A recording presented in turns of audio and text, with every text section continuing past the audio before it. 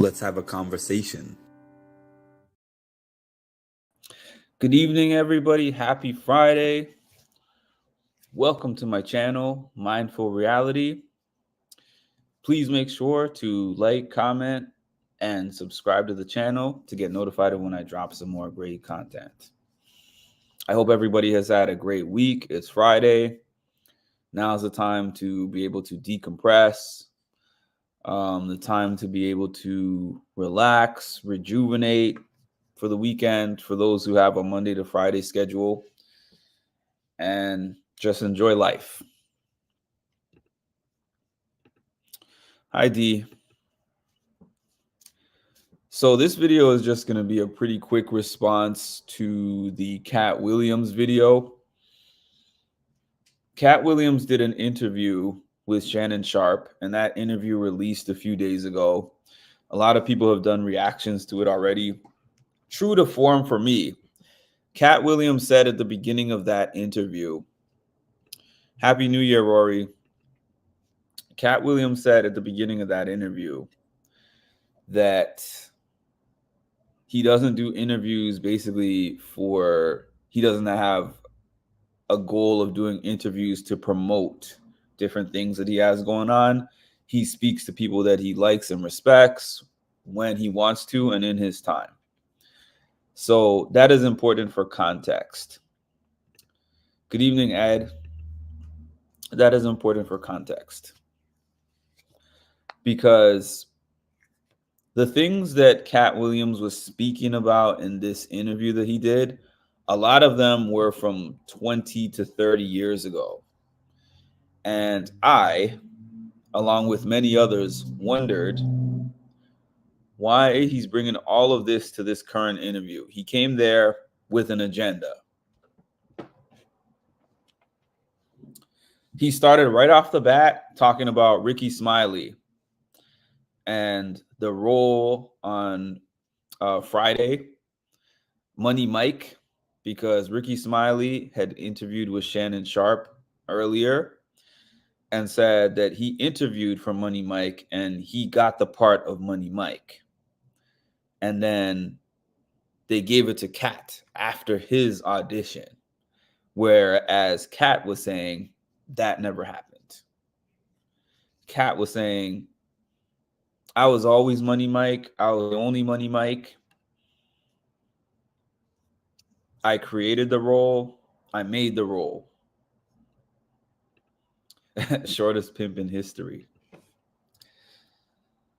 Some of it I would consider as arguing over semantics. And what I mean by that is there were some parts of this where the argument points were irrelevant. But as I traditionally like to do, I had an initial reaction to the interview.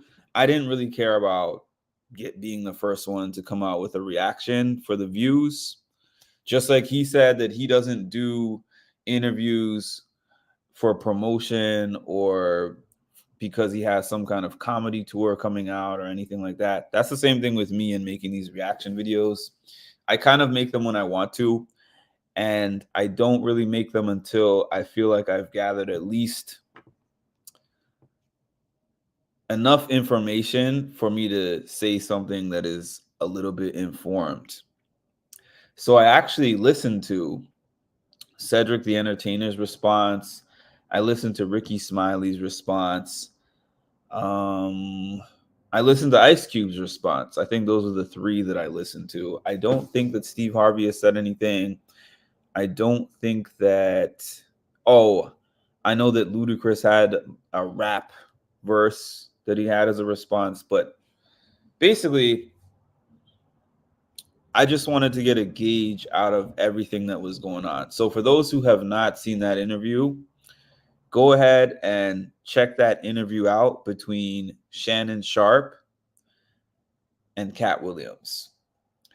In this interview, Katt Williams took several different shots at several different comedians. The most notable ones being Steve Harvey and Cedric the Entertainer, Ricky Smiley. And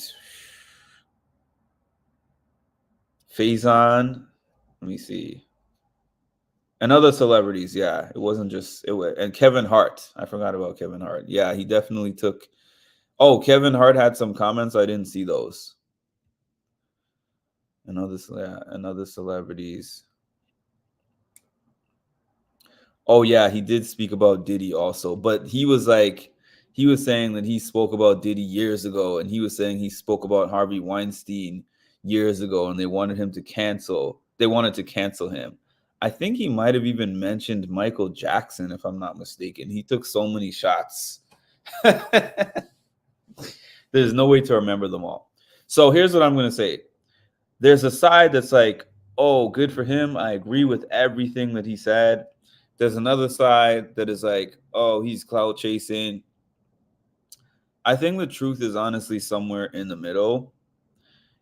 There is no way that somebody can be speaking about all these different things from the 1980s up until 2023 and just remember everything in that kind of detail. I don't care how amazing your memory is, and if you have a photographic memory, there's no human being on earth that can remember like a 35 to 40 year span 100% accurately. So some parts of what he was saying are accurate, and some parts of what he was saying is probably inaccurate. But this is what I had to say about Katt Williams. I respect the fact that Katt Williams has a goal to tell the truth. He called himself a truth teller. And I definitely believe that a lot of those people that he mentioned are saying things that are politically correct or doing things that they are supposed to do in order to keep sponsorships and in order to get roles and in order to get booked on all these different TV shows, in order to get all these different gigs. So I understand where he's coming from. And also, back in the day, and when I say back in the day, I don't even mean 80s, 90s, whatever. I mean as early as maybe 10 years ago, as late as maybe 10 years ago. If somebody starts something about you, if they say you're a crack addict or whatever it is that they're saying about you, there's no real fact checking. And before, you were only really going to get a voice that a lot of people were going to hear if you were good with a lot of people in the mainstream media, because that's the only way you could get your voice out there. You could only get your voice out there. So I saw an interview. I'd already saw the interview, but Shade Room put out a Breakfast Club snippet of Kevin Hart saying, Katt Williams should have been where I am, but he chose drugs. So that's the reason why he's not where I am. And also, he hasn't put on any of his artists. He hasn't done anything for any of the people that came up under him to make them succeed. And now, when I look at this interview and I'm wondering, why is he taking so many shots at all these different people? He's upset because they blackballed him, because they passed up on him on all these different roles, because his fellow comedians that he worked with ended up tarnishing his name at different times. It's the Kwame Brown effect. If anyone knows about Kwame Brown, they buried Kwame Brown years ago. Kwame Brown was a basketball player. Well, Kwame Brown was a player that was the number one draft pick for the Los Angeles Lakers in the early 2000s. And for everyone who watches basketball, or for even those who don't, the number one pick has an expectation to lead whatever team they get drafted to.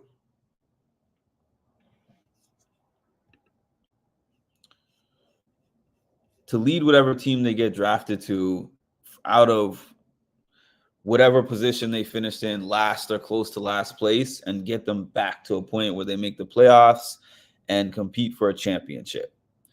So because he did not live up to number one draft pick expectations, everybody just ragged on him. Everybody was like, he's a bust, he sucks. He's one of the worst number one draft picks in NBA history, yada, yada, whatever they said. And then a couple of years ago, there was an interview done where he was mentioned in the interview. And then he got online, took snippets of that interview, and started speaking about all the people who were talking about him. And his page blew up. When he first started speaking, he only had a couple of thousand followers on his page, and now he has almost 500,000 followers on his page, and people flock to that page every day to hear what he's going to say. So he made something out of that. Now, in the case of Katt Williams, I don't think that's why he did it, but what I'm trying to say is that we're in an era now where you can't just say things about people and they don't say anything back. So salute to him because he was well prepared. Katt Williams is a genius. He's a very smart man. So don't think that he just sat on that couch and just thought of all these different things to say about all these people on the spot. These are things that he has probably been saying for years behind the scenes or for years on smaller platforms. And I believe that this was very calculated on his end. He was like, I really respect Shannon Sharpe. I barely do interviews. I know that the things that I have to say are going to go viral. I don't want to give it to TMZ. I don't want to give it to Shade Room. I don't want to give it to any of these platforms, any of these big platforms that exploit people. I am going to give it to Shannon Sharpe for his platform, and this is going to blow up. And I'm sure he knew that before he did that, because there's no way that you're going to drop that many names. And we've had multiple responses from a lot of these different people that he spoke about. That just shows you how powerful the dude is. And amazingly, he's not mainstream, but was still able to cause this much chaos by this one interview. I think it had 11 something million views in one day, in 24 hours. I don't know how many it's at now, but it had like 11 million views in a day. That's powerful. That's powerful for an individual podcast.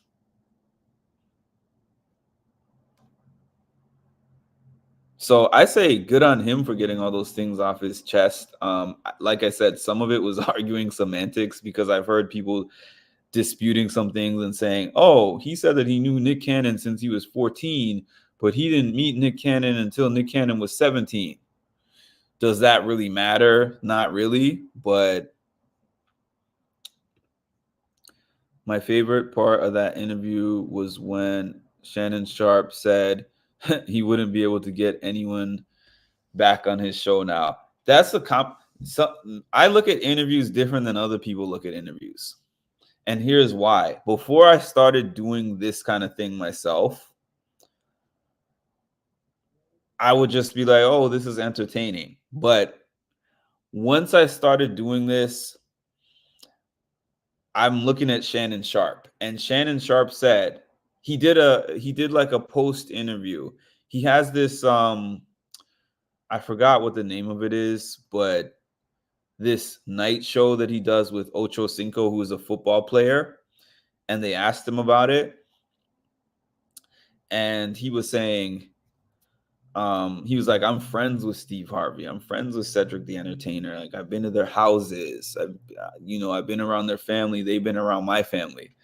So when somebody comes and sits on that couch and starts taking shots at people who are his real life friends, I know that he's like, on one side of him is like, ooh, this is gonna go viral because these are big names. And the other side of him is like, I'm gonna get some text messages and calls because these are my friends. And they're gonna be asking me, why did I not push back when he was talking negatively about me? So I understand that to a much lesser extent, though. Lisa, the goat of Discord. Oh, did Lisa post this link in here? I wouldn't be surprised. Lisa is the goat. Well, Lisa and Ma are tied for the goat. Katt been calling out Diddy for at least 20 years. Yes, he has. My favorite part of that. Oh, I got that one already. Okay. If you look at Shannon Sharp page, his interviews with, yeah, of course. Yeah, I'm sure it is. 18 million is a lot of views for an independent channel. Like we're not talking about ESPN and we're not talking about TMZ. We're not talking about I mean the channel has a team, but you know what I'm saying. We're talking about an individual's podcast. I know he has a team behind him, but that's a lot. The second who was the second? Who was the second highest interview? I don't know who that would be. Who did he interview?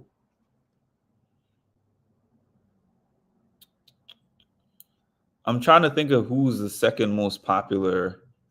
Well, I wouldn't even say Katt Williams is the most popular person. He just said the most. Because there's no way you're going to drop all those kind of names and say the types of things that he was saying. Oh, Steve Harvey was the second most? I'm surprised by that, to be honest with you. I'm surprised that Steve Harvey was the most viewed. I know Steve Harvey is very popular, but I think I watched that interview and it didn't seem to be that popular. But hey, the people have spoken. I didn't post this one this time. I opened up YouTube and your live was on top. Glad I caught it. Hey, Debbie, how you doing?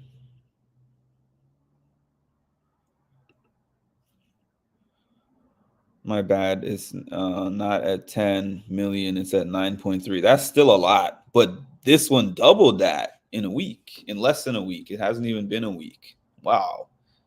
This was more than double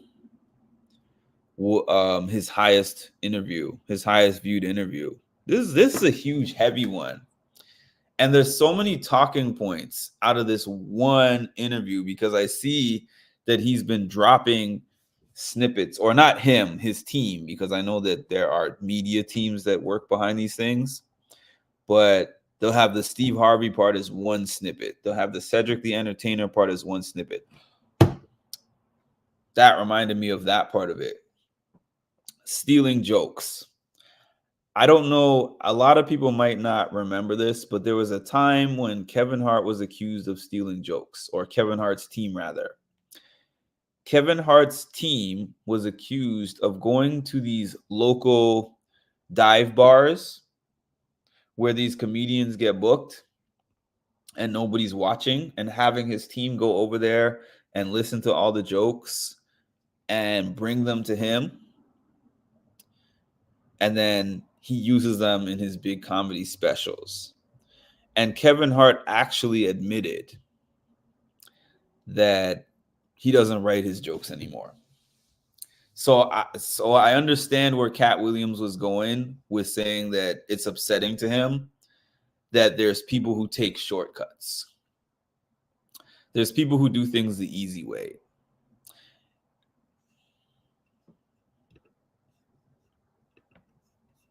Is Katt Williams in my top 5 favorites?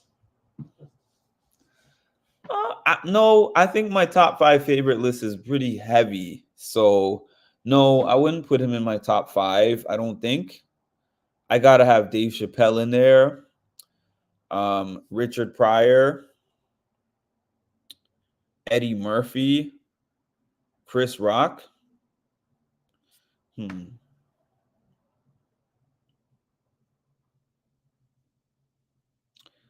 don't know. I'd have to think about that, but I don't. I think there's a few.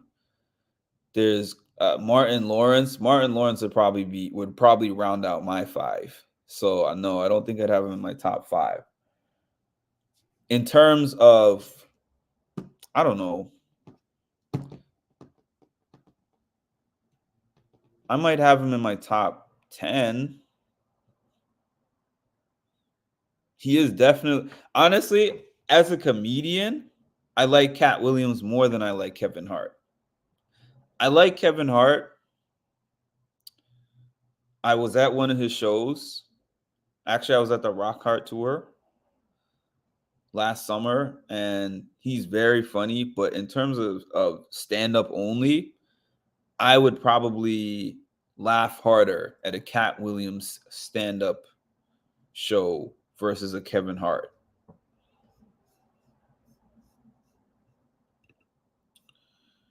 Happy New Year, D and Ad.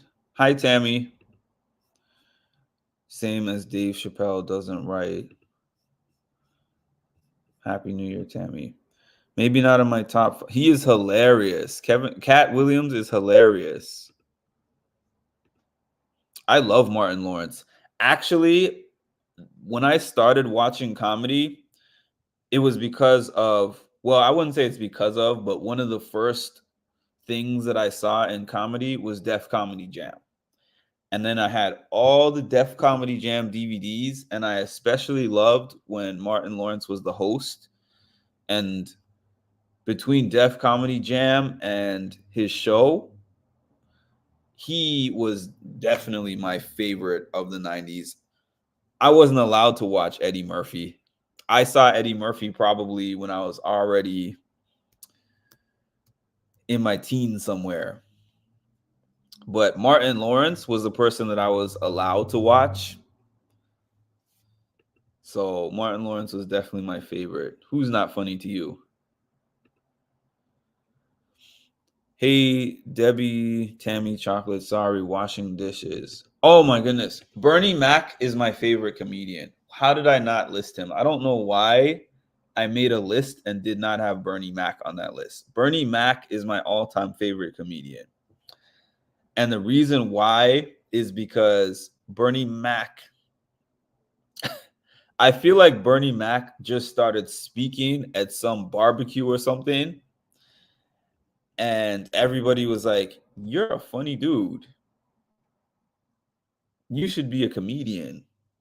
His brand of comedy never existed before him and will never exist after him.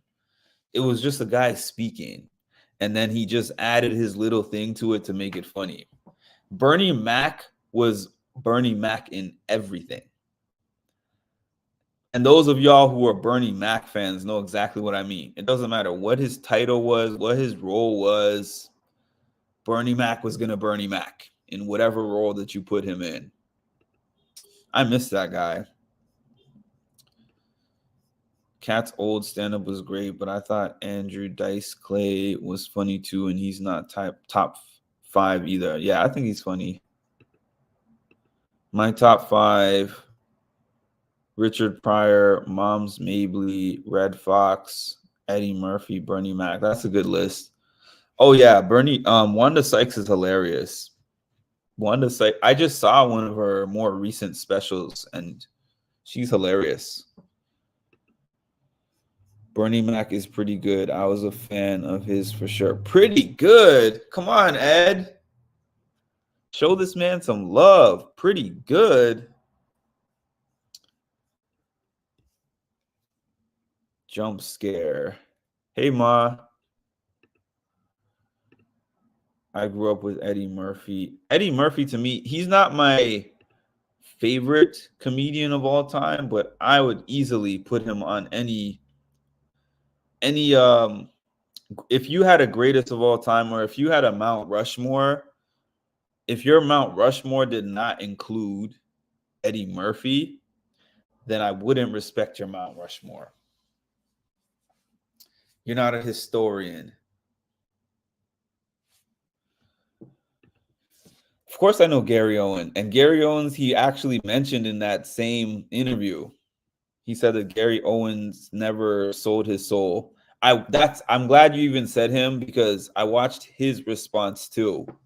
He did like an hour response and I watched it. And I know he just did his response because it was going to get views. I mean, this is the era that we're in. Yeah, I told them that your Discord I said your discount accord. Your Discord account got hacked. Sorry about that. Richard Pryor was a lot of people have said, including myself, that it's a good thing that Richard Pryor was in the era that he was in. A lot of these comedians, honestly, you can't say those things today.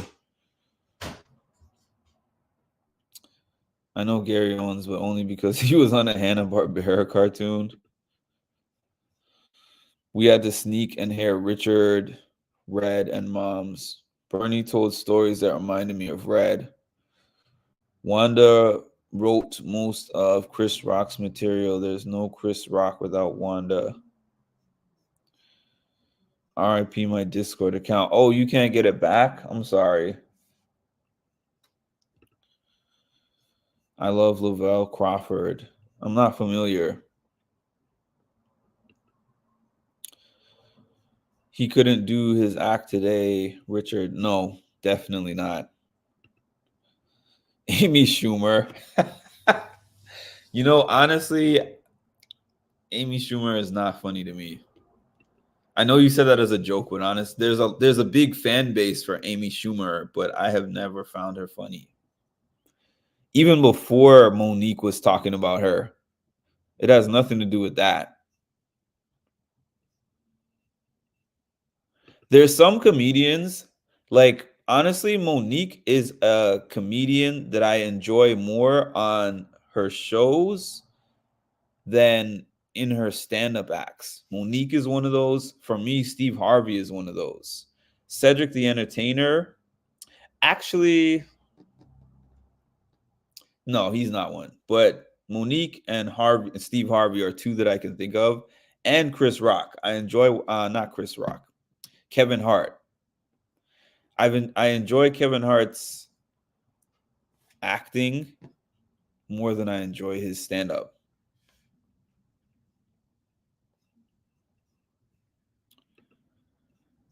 Lavelle is pretty, despite the fact that I'm not. Maybe I do know who that is. I'm just not thinking of them. Let me see.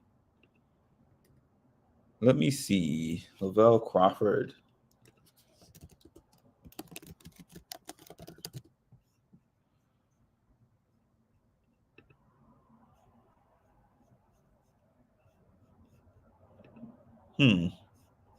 No, I don't. I don't really know who that is. Okay.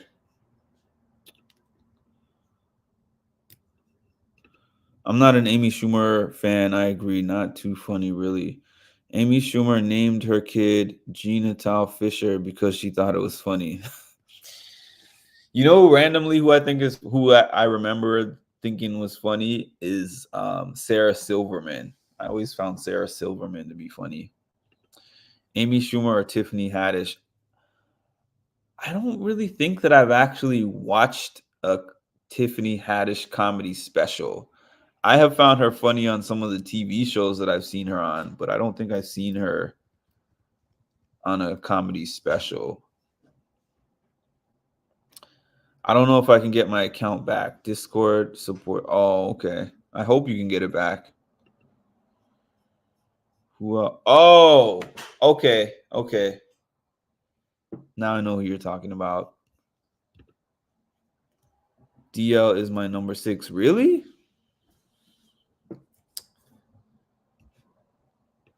George Carlin was good. Oh, yeah, definitely. Definitely. Yeah, so Katt's character, one thing that they were disputing was the character of Money Mike. And I mentioned this at the beginning. So Ice Cube, I watched an Ice Cube breakdown about that, and he said Money Mike was not written for Katt Williams. He said, we just had the script, we had all the characters, and then when Katt Williams auditioned for it, he just killed the audition and turned Money Mike into what it is and what it was and what it became. But I kind of believe Ricky Smiley that he auditioned to be Money Mike, because I don't really see what reason he would have to lie about it. And if he was lying, you would think Ice Cube or somebody in the production would say, no, we had him be that Santa Claus character.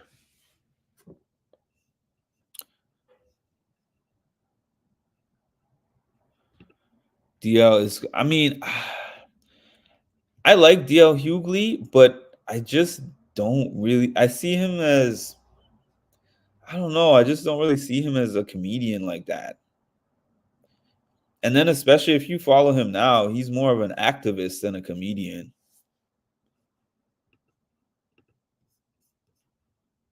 My brother's favorite, I still have his albums. His material was on albums back in the day. There's no comedian that cracks my top 10. Let me see. Basically, what I'm trying to say is, I don't know. I guess it's just the era of comedians I grew up on. Most of the present day comedians don't do it for me. I'll tell you somebody who is so hilarious. The best, I mean, I've only been to maybe 2 comedy shows. Have I, what, 2? Yeah. I think I've only been to I've been to 3 comedy shows, but 2 comedy shows with known people. And funnier than the Rock Heart tour for me was Jay Pharoah. Jay Pharoah in person, that was the funniest thing I've ever been to in my life. The funniest. I don't care what y'all say. Jay Pharoah is hilarious. I went to go see him 2 or 3 years ago. That's a funny dude. That's an extremely funny dude. From his materials to his impressions, he just had everybody in stitches.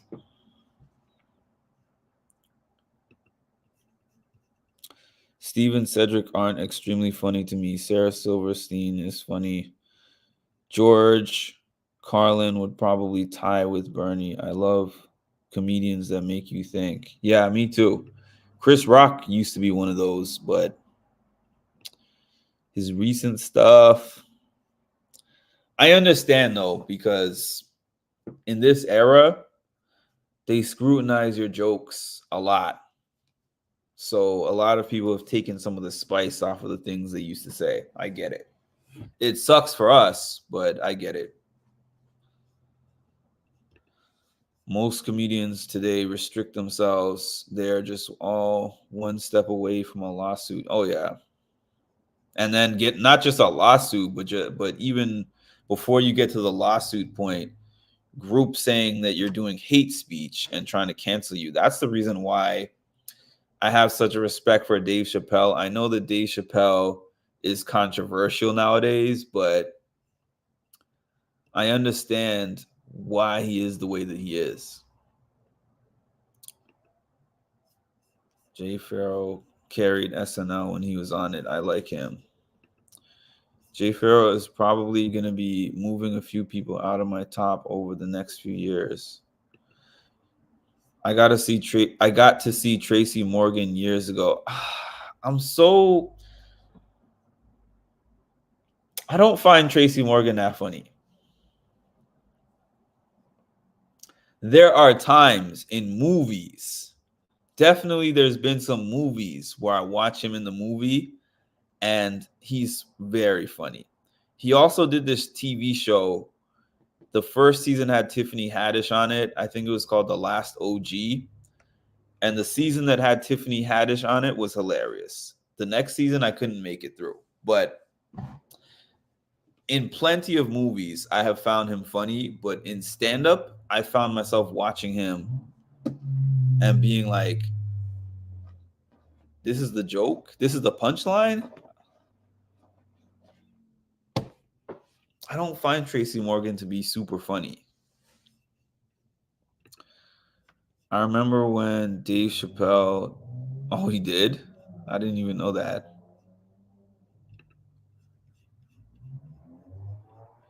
Yeah, so on the Jay Farrow show, on the Jay Farrow stand up that I went to, it was actually kind of funny because there were some people that came to the show. He had some Trump jokes in there. And then there were these people that were sitting in the balcony and they were very pro Trump, and they started screaming things at him, screaming and screaming, screaming and screaming. And some of those things were racist, as a matter of fact. And he actually stopped the show for a little bit. Not stopped the show as in he stopped speaking, but he took the mic and he started roasting the people in the balcony because security was actually going to kick them out because they were just screaming. And he was like, no, no, no, no, no, no, no, don't kick them out. He said, the great thing about being a stand-up comedian is that I hold the mic. And because I'm holding the mic, I have the power here. All these people here did not come to hear you scream all this stuff at me. They came to hear me speak. But he said, I will stop my whole show and turn this into a roasting session. So he roasted them for like, I don't know, 8 to 10 minutes. And then he was like, are you done? Are you ready to sit down? Because I can just make this whole show about y'all, or you can just shut the F up and I will continue the show as planned. And then they just sat down and didn't make any noise for the rest of the show. So that was funny. The worst comedian is Skeet Davidson. There are people who are great in sketch comedy. Yeah, Kenan Thompson is hilarious in sketch comedy. Tracy Morgan, Charlie Murphy, though, I think Charlie Murphy,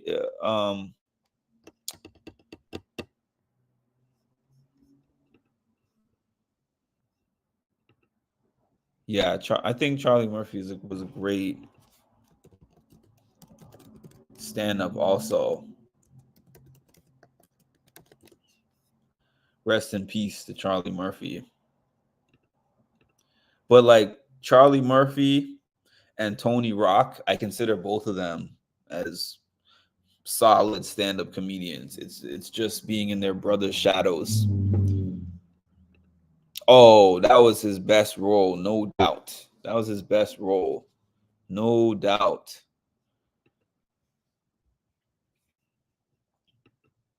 Sarah Silverman, underrated.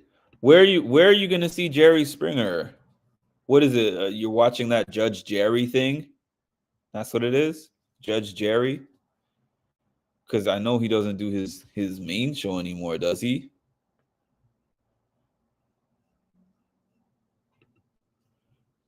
Where's that? California? Good storyteller. He takes you on a ride for sure. Charlie Murphy? Oh yeah. I loved how the Chappelle show put on a lot of people. I loved the whole format of it. I loved how they would have musicians at the beginning. And I loved how he would have all these guests. I loved how he had like Charlie Murphy, he had Negro Damas, Paul Mooney. He had he got Little John. He got Little John on there. He had that episode with Wayne Brady. The Wayne Brady episode, classic. Casino Rama. Where is that? Is that by you? What's Casino Rama? Oh, that's in Canada. Oh, I didn't know that he was going to Canada. Interesting. Yeah, that's what I was thinking because I was like, what? I know Maury still does something though. Maury, so that same studio that I went for the Steve Wilkos show, Karamo and Mori film out of that same studio. I just have never gone to their shows. I probably should. I probably should try a couple of other shows.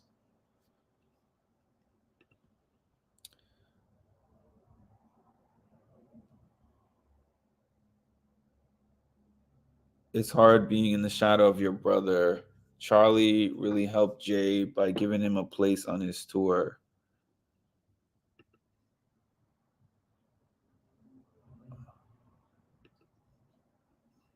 Oh, you meant to say Seinfeld? Did he? I must have forgot. Rest in peace. That's right. That's right. I actually remember Steve Wilkos speaking about that. Um, In Living Color. Oh, I loved In Living Color. In Living Color was one of my favorites. Such a great lineup of people. Such a great lineup. I remembered, but I forgot. I mean, there's been a lot of people. There's been a lot of people checking out. I think also that was. I think Bob Saget, not Bob Saget. Bob Barker. Wasn't it last year that Bob Barker passed, or was it the year before? Yeah, it was last year. That's right. He was. Oh man, he was what, 99? Goodness.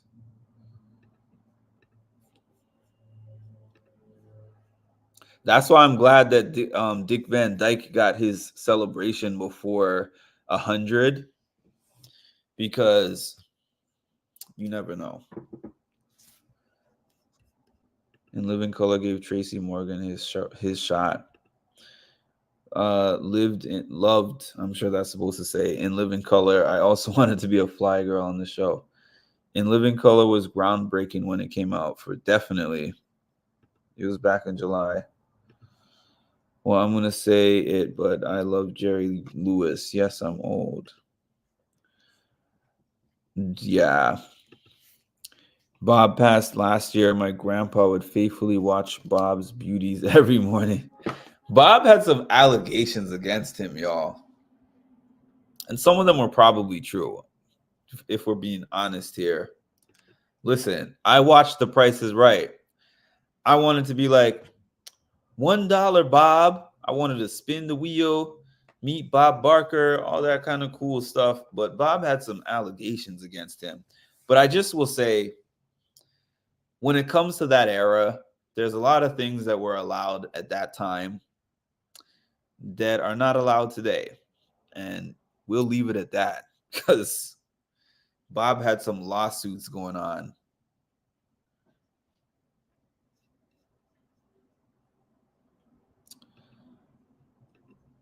I didn't know about that, but I wouldn't be surprised.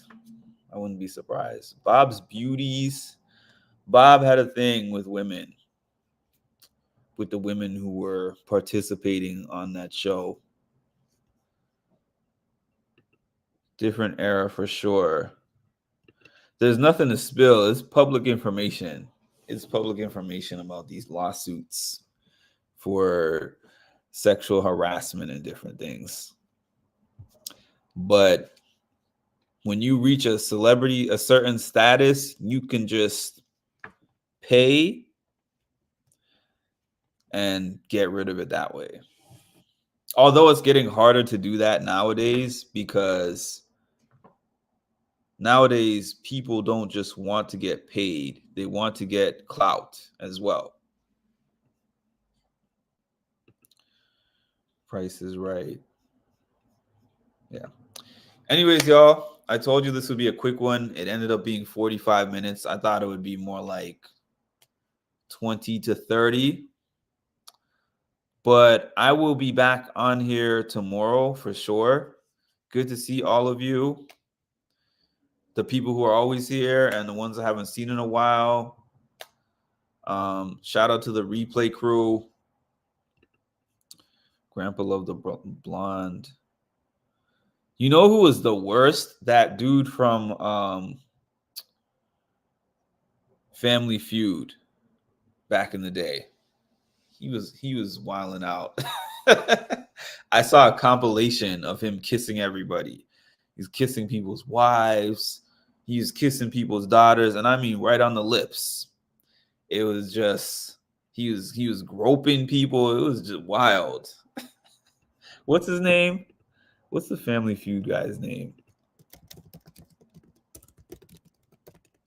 Richard Dawson. I couldn't think of his name. I don't know why. Richard Dawson, you met. Jerry Lewis and Dean Martin were hilarious. Oh, yeah. Definitely. Let's get Ma's Discord back. It's not the same without her. It is not. Richard Dawson had that swag, that weird swag.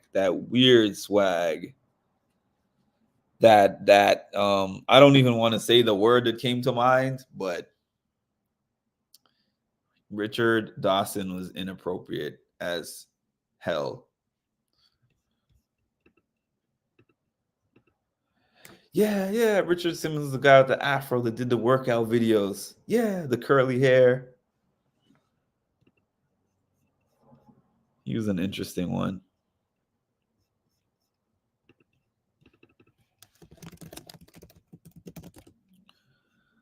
I think I had seen something of him recently.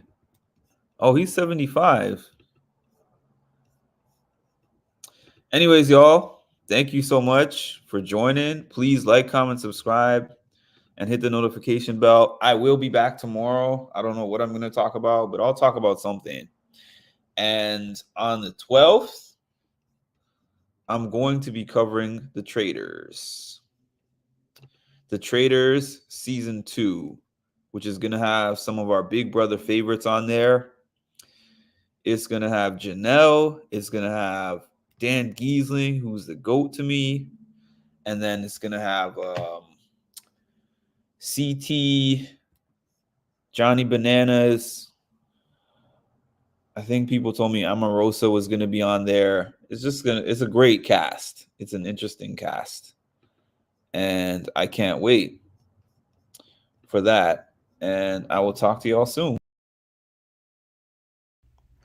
You are now tuned in to Mindful Reality, the channel that covers reality TV from a mental health perspective. What's up, family? It's Mimi from Big Brother Season 25, and you are now tuned in to Mindful Reality with Mark. I need for y'all to stop what you're doing and make sure that you like, comment, and subscribe because the math ain't mathin', okay?